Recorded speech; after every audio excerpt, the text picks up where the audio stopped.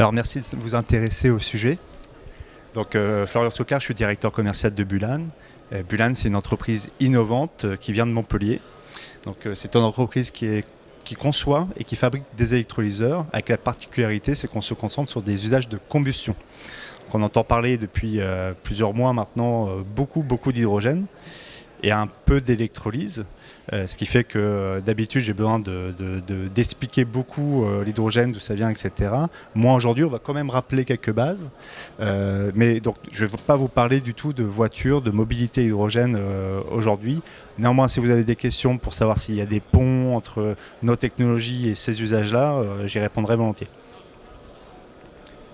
Voilà. Donc Bulan évidemment n'a pas inventé l'électrolyse de l'eau. L'électrolyse, pour vous dire, ça a été inventé en 1800, exactement. Donc il y a plus de 200 ans, c'est des Britanniques qui l'ont inventé. Et nous, ce qu'on a fait depuis 15 ans, c'est qu'on a travaillé sur l'électrolyse alcaline, qui est la technologie la plus mature de l'électrolyse. Et on a industrialisé des gammes d'électrolyseurs sur cette technologie-là, qui est aujourd'hui, de notre point de vue chez Bulan, à la fois la plus mature, mais aussi la plus avancée pour les usages de combustion. Voilà. Il y a d'autres technologies d'électrolyse qu'on n'utilise pas chez Bulan, qu'on connaît par ailleurs, puisqu'on fait du benchmark. Mais je ne vais pas vous en parler aujourd'hui. Voilà. Mais quelle que soit l'électrolyse, dans tous les cas, le principe est le même, c'est de produire de l'hydrogène, de l'oxygène en cassant la molécule d'eau. Voilà. Donc, la petite histoire, c'est que cette vision-là, c'est pas Bulan qui l'a eu non plus. Même si par contre mon dirigeant, le fondateur de Bulan, Nicolas, y a adhéré très tôt, et on a fait du coup sa mission à lui de concrétiser cette vision de Jules Verne des années donc, fin du 19e siècle, donc 70 ans après la découverte de l'électrolyse. C'était de dire que finalement, vu qu'on avait découvert ça, que dans l'eau il y avait de l'hydrogène, de l'oxygène, c'est que finalement dans l'eau il y a une ressource inépuisable de combustible, à la fois le carburant et le comburant.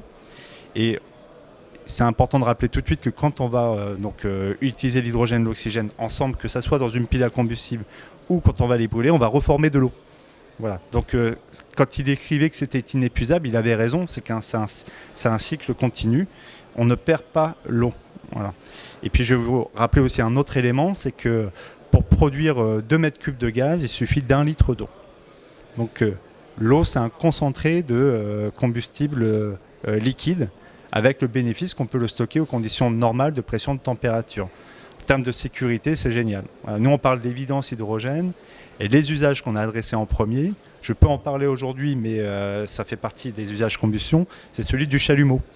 Donc si vous avez déjà rencontré un plombier sur un chantier ou sur le vôtre ou ailleurs, le plombier a toujours un chariot de bouteille avec lui, d'oxygène et d'acétylène, pour ces applications de soudage à la flamme.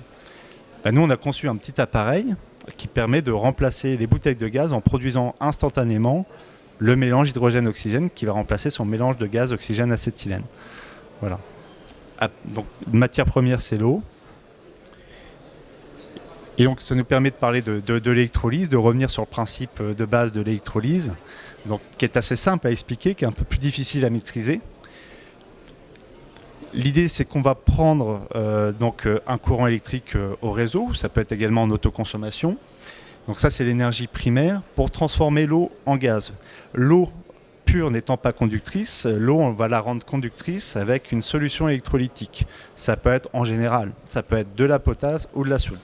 Nous, on utilise de la potasse. C'est plus conducteur. Voilà. Donc cette solution électrolytique, dedans, il y a en fait des ions, des cations et des anions, donc chargés positivement et négativement, qui vont conduire le courant.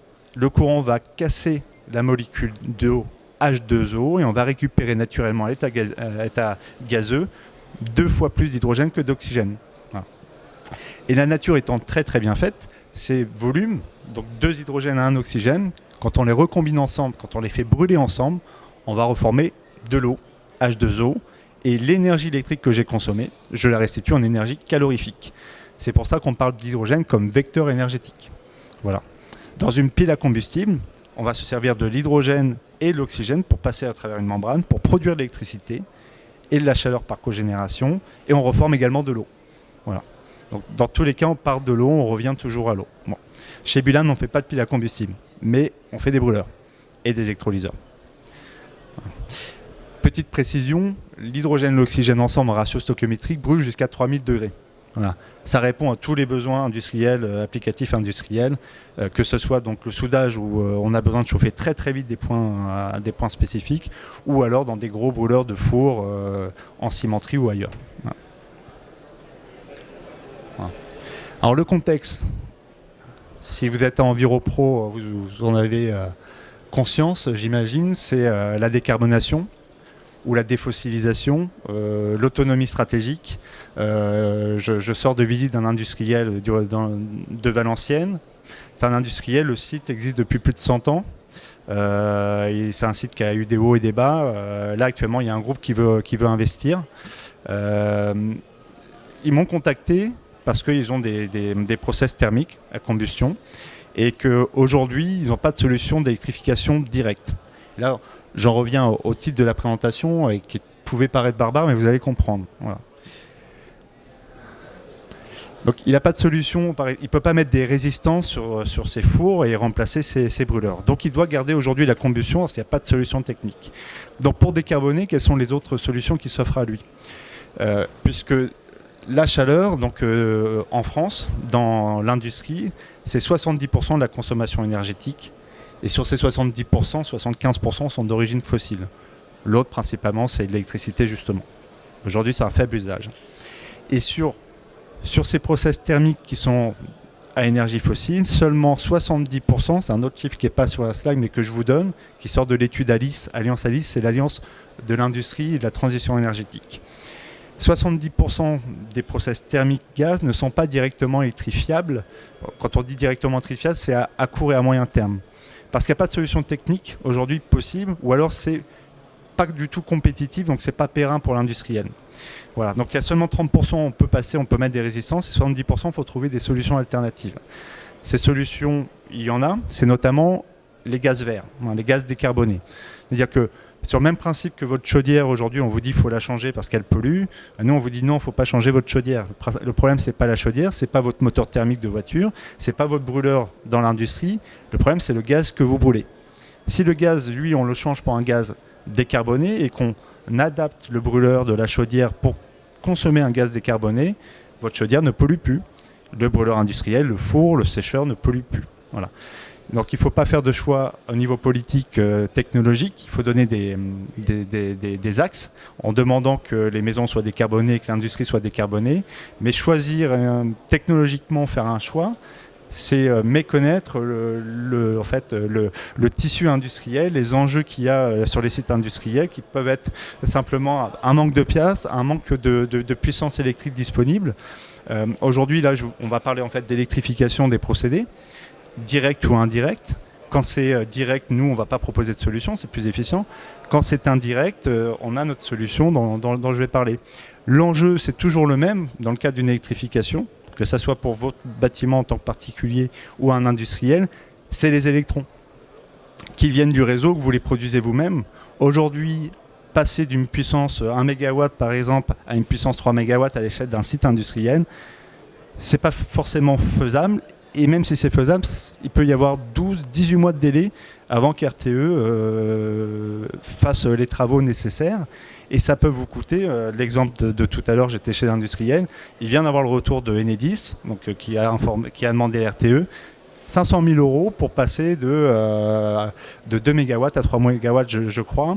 Et on lui me dit même pas qu'est-ce qu'il y a derrière, qu'est-ce que ça finance. On lui dit juste qu'il va falloir qu'il paye 500 000 € pour augmenter sa puissance électrique. Voilà. Ce qui fait que ça va l'orienter, et ça tombe bien, sur une idée de produire lui-même son électricité, plutôt qu'aller la tirer au réseau. Voilà. Et également, dans ce cadre-là, il va y avoir du temps. Si vous faites un projet PV d'une certaine dimension, il faut parfois 18, 24 mois avant que ça soit un projet opérationnel qui produise de l'électricité. Voilà.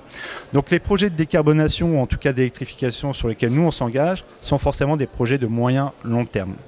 Moyen terme pour l'exécution et long terme parce que les contrats qu'on va devoir prendre derrière ça, qu'on soit sur des projets de récupération de chaleur, d'électrification, quel que soit le projet, comme on est sur des technologies qui sont coûteuses, à des capex importants, on est obligé de nous se projeter sur des temps d'amortissement importants.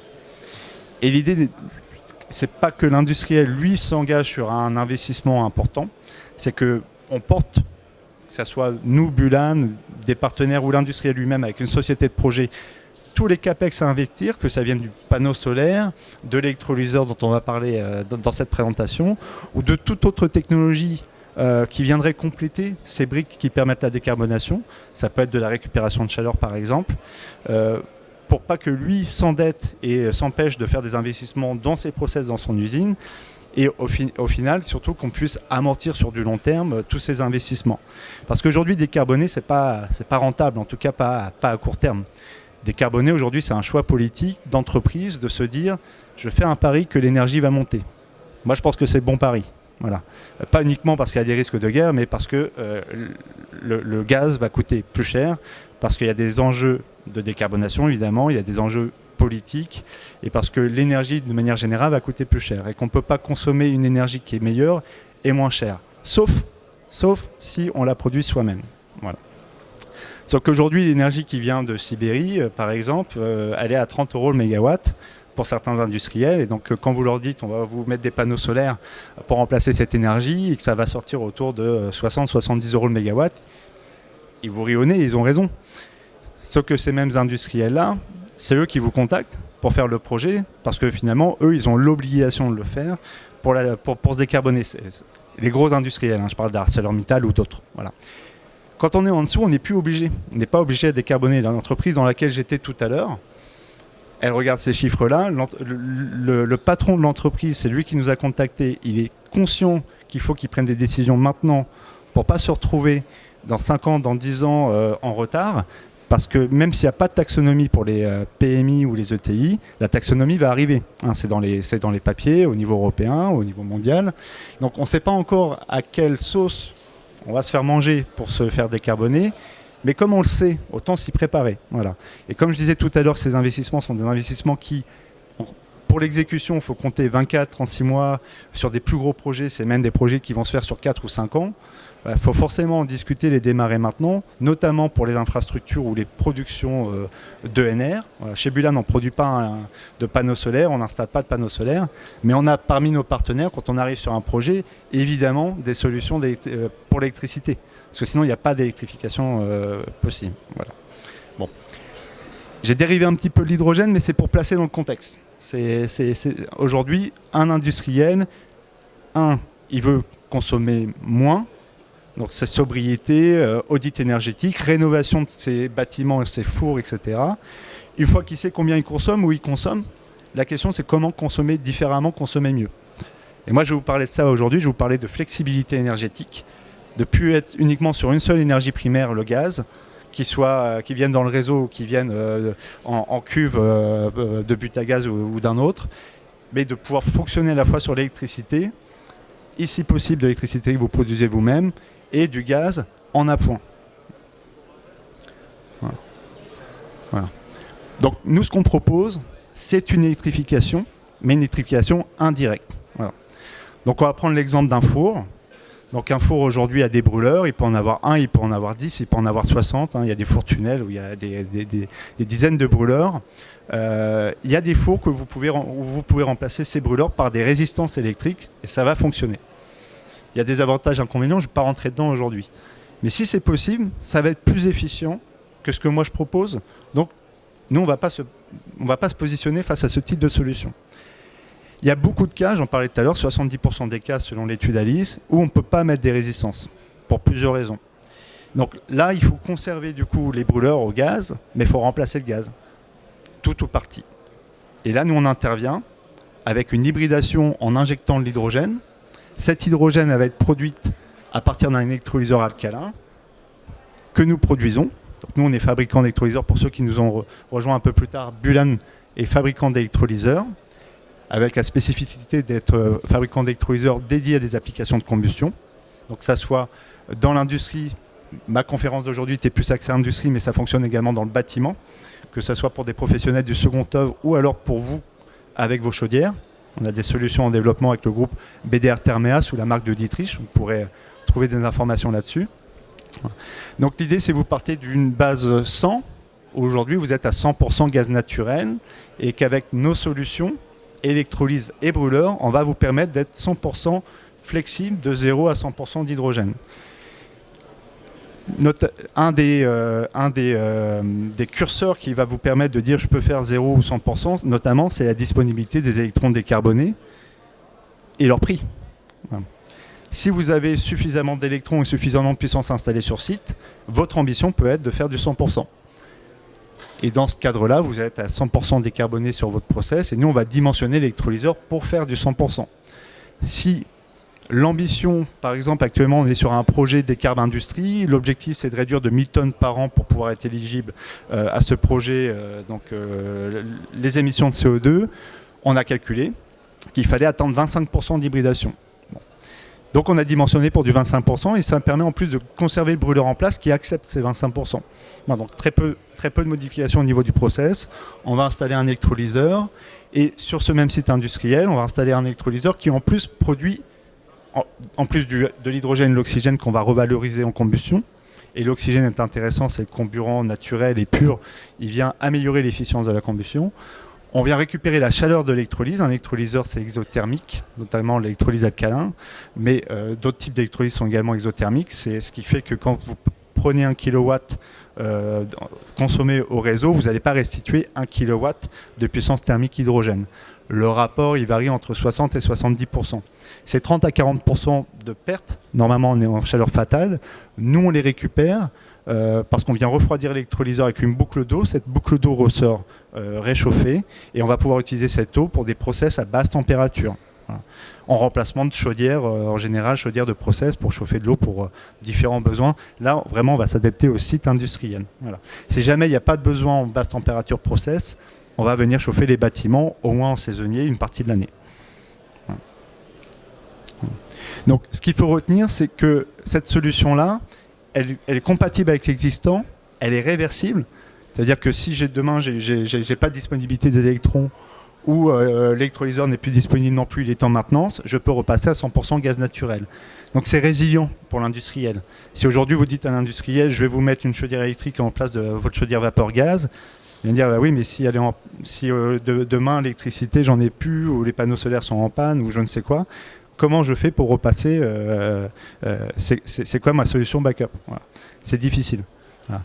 Nous, la solution backup, c'est ça fonctionne aujourd'hui, ça fonctionnera demain, puisqu'on va grosso modo rien te changer sur ton process. On va l'adapter. Voilà. Un cas d'usage qui va me permettre d'illustrer, qui va vous parler. Aujourd'hui, quand vous faites vos courses, vous pouvez trouver dans le rayon spiritueux des bouteilles de cognac, que ce soit NC, les concurrents, ou ça marche aussi avec le whisky. Le principe de production de ces eaux de vie, c'est le même. Ce sont des alambics qu'il faut chauffer. Et pour des raisons techniques, et pas uniquement empiriques depuis des années, la flamme reste nécessaire. Donc dans l'AOC, si vous voulez avoir, dans l'appellation d'origine contrôlée, si vous voulez avoir l'appellation cognac, vous êtes obligé d'utiliser une flamme. Et ça, c'est décidé au Bureau national de l'industrie du cognac. C'est eux qui décident que, pour l'instant, aujourd'hui, ils n'ont pas validé qu'ils pouvaient utiliser autre chose. Un groupe comme NC, qui fait partie du groupe LVMH, fait partie des obligés dont on citait tout à l'heure. Eux, ils ont l'obligation de se décarboner. Donc, ils ont des objectifs de neutralité carbone à 2025 ou 2030. 2025, je crois que c'est moins 80%. 2030, c'est moins 100, c'est neutralité carbone. Et donc, ils ont cette flamme-là qui leur reste devant les yeux. Ils disent, mais comment je vais faire pour décarboner ça? Bon, ils n'avaient pas 36 solutions. Et puis, il n'y a pas 36 acteurs en France qui travaillent sur la combustion de l'hydrogène. Donc, on s'est rencontrés il y a 3 ans. On a développé un projet de R&D en commun pour monter de manière progressive le volume d'hydrogène et pour prouver, et c'est ça qui était important dans ce projet-là, et qui était un bon test pour nous, c'est qu'il fallait que les goûteurs chez NC, qui tous les jours viennent goûter les eaux de vie, ne voient pas la différence de l'hybridation à l'hydrogène. On l'a fait à 20, à 70 et jusqu'à 100%. Et donc, si on a passé cette étape-là, c'est-à-dire si ça ne se sent pas au goût de quelqu'un dont c'est le métier, et faut le voir, faut le vivre, ils arrivent à dire, voilà, celui-ci ne me plaît pas, celui-ci me plaît, etc. Nous, ils n'ont pas vu la différence. Voilà. Donc, on a validé qu'on pouvait, sur un process aussi sensible, parce que c'est gustatif, ne pas avoir de différence en maintenant un process de combustion en l'hybridant avec de l'hydrogène. Voilà. À l'échelle d'un brûleur dans le cognac, c'est pas beaucoup. Un brûleur sous un alambic, c'est 150 kW. Mais il y a 3000 alambics aujourd'hui rien que dans le cognac. Ils en prévoient 1000 de plus dans les prochaines années. Et pour l'Armagnac, c'est pour la même chose. Et pour le whisky, c'est la même chose en France ou ailleurs en Europe. Voilà. Rien que sur cette filière-là, il y a un gisement énorme de décarbonation. Et nous, de notre côté, d'industrialisation d'une solution qu'on va pouvoir répliquer comme ça de manière importante. Là, je passe rapidement sur cette slide parce que c'est ce que je vous expliquais tout à l'heure. L'idée, c'est d'être 0-100%, d'être complètement progressif et réversible. Et donc ça, c'est ce qu'on vend à la filière cognac. Il faut savoir que la plupart des bouilleurs de cru sont des indépendants qui sont pour beaucoup pas connectés au réseau. Donc eux, ils sont en propane, donc il faut que ça fonctionne sur du propane. Et ils risquent peu de voir de l'hydrogène arriver dans leur réseau, puisqu'on n'a pas. Et encore, si l'hydrogène arrive dans les réseaux, il faut prévoir d'ici quelques dizaines d'années. Voilà. Donc aujourd'hui, un industriel qui veut se décarboner avec de l'hydrogène, il y a intérêt de le produire sur site ou alors de l'acheter à quelqu'un qui le produit à quelques kilomètres. C'est possible, hein, il y a des grosses usines d'hydrogène, il y a beaucoup de projets qui se montent en France pour produire l'hydrogène en quantité. Soit vous serez à côté de cette usine, vous aurez un tuyau, soit vous serez loin de l'usine, on vous proposera de payer le transport. Ça coûtera cher. Voilà. Nous, ce qu'on vous propose, c'est de vous affranchir de tout ça, de produire sur site l'hydrogène dont vous avez besoin et sans stockage. Donc les bénéfices, ils sont nombreux pour la filière. C'est une possibilité de décarbonation qu'ils n'avaient pas et ils ont cette obligation. C'est une possibilité de produire localement leur énergie et on peut aussi le coupler à un projet d'agrovoltaïsme. L'agrovoltaïsme a un intérêt pour les professionnels qui ont des vignes parce qu'elle permet aussi de protéger les vignes contre des phénomènes climatiques comme la grêle par exemple. Voilà. Donc c'est tout un projet de filière, d'écosystème qu'on essaye de réaliser en partenariat avec le groupe MC actuellement. Voilà. Et bien sûr c'est un exemple dans l'industrie agroalimentaire, mais la distillation on en trouve également dans la chimie, dans la pharmaceutique. Voilà. C'est pas les mêmes alambics mais c'est le même principe. Et on va retrouver les brûleurs qui sont utilisés chez NC, c'est des brûleurs d'un fabricant allemand qui est leader mondial. Donc si on sait hybrider ces brûleurs-là, on saura hybrider dans tout un tas d'autres usages. Voilà. Voilà. Alors comment Bulan réalise ça? Bulan, j'en ai parlé au début pour les deux personnes qui étaient présentes. Bulan, on est une entreprise donc, de Montpellier, spécialisée depuis le début sur l'électrolyse de l'eau. Et pour des usages de combustion. Donc on a deux types d'équipes en interne, des experts en électrolyse, des électrochimistes et des combustionnistes. Et on est également en partenariat avec deux laboratoires publics du CNRS, un à Montpellier, l'Institut Charles Gerhardt, l'ICGM, qui travaille sur l'électrolyse et les nouvelles solutions d'électrolyse et les nanoparticules. On a des brevets déposés sur nos électrodes, par exemple. Et l'IMFT, l'Institut de mécanique des fluides de Toulouse, qui est un laboratoire spécialisé en combustion. Voilà, et notamment en combustion hydrogène. Voilà, donc on a plusieurs thèses qui ont été réalisées, qui sont en cours pour être les experts de ces deux domaines. Et on fait le lien entre les deux pour faire de l'électrolyse pour la combustion. Et on est capable d'accompagner un industriel aujourd'hui dans un projet clé en main de A à Z. La seule chose qu'on ne fait pas, c'est les audits énergétiques. Donc il faut que l'industriel ait réalisé un audit énergétique pour savoir où il consomme de l'énergie. Dans ce cadre-là, nous, on a des partenaires ou en tout cas des entreprises qu'on connaît géographiquement dans les territoires. On dit première étape, contacte cette entreprise, fais ton audit et après nous on pourra faire l'étude d'opportunité. L'étude d'opportunité, c'est de regarder donc sur l'audit du process thermique s'il n'y a pas de solution d'électrification directe, qui fait que nous on s'exclurait, et s'il n'y a pas de solution d'électrification directe, est-ce qu'on a la possibilité d'avoir à court ou moyen terme des électrons disponibles sur le site et de quelle nature, avec quel poids carbone. Et là, on va travailler sur les objectifs, les ambitions du projet pour définir un projet en étude de faisabilité. Là, on va lister tous les éléments dont on a besoin. On va arriver à un chiffrage. Et ce chiffrage, si on en est d'accord, on lance le go pour travailler sur les études de détail. Donc on parle d'études d'exécution avant de réaliser les travaux d'installation de l'industriel. Et bien sûr, après, on va l'accompagner sur la mise en œuvre, la mise en service, et après sur l'exploitation, la maintenance des électrolyseurs. Et Bulan, vous ne nous connaissez pas, on n'est pas connu, mais on est le premier fabricant français en volume d'électrolyseurs. On est également l'entreprise qui a le plus de mégawatts d'électrolyse installés sur site client. Hein, toute la filière française, fin d'année dernière, ça représentait 13 mégawatts. Plus de 5 mégawatts, c'est Bulan. Mais comme ce sont des électrolyseurs dans les usines et pas dans des stations service, ils ne sont pas visibles. Voilà. Et donc on n'en avait pas conscience. Donc ça fait 10 ans qu'on commercialise dans une quinzaine de pays aujourd'hui. Donc on a vendu, on exploite plus de 1600 électrolyseurs. Et alors c'est plutôt des électrolyseurs de petite et moyenne puissance puisque c'était pour des brûleurs oxyflammes. Mais aujourd'hui on a des électrolyseurs qui vont jusqu'à 1 mégawatt et c'est modulaire. Et on a parmi nos clients références français des noms qui évidemment vous parlent dans tout type de secteur, que ce soit la SNCF pour la réparation de ces trains, Thales pour la production de pièces détachées dans l'aviation, Parker idem, Carrier c'était le leader mondial des clims, des pompes à chaleur, Atlantique le leader français, Aldes un concurrent d'Atlantique pour ce même type de produit, Dieudittrich qui est un client mais également un partenaire avec qui on développe des solutions donc, de chaudières hybrides hydrogène. Eux ils avaient les chaudières hydrogène mais ils n'avaient pas l'hydrogène. On s'est dit qu'on pourrait peut-être faire des projets en commun. Voilà. Et donc on a déjà installé à Châteauneuf un premier démonstrateur où on a un électrolyseur qui est alimenté par du solaire et un arbre à vent et qui vient décarboner la chaudière qui chauffe une mairie et une école, je crois. Voilà. Voilà. Et d'autres également, on a dans l'industrie du luxe pour des travaux de précision. Notamment, on a donc Chanel, mais on a également Cartier qui travaille avec nos produits, nos électrolyseurs, et le groupe NC, donc, dont je vous ai parlé pour le use case. Voilà.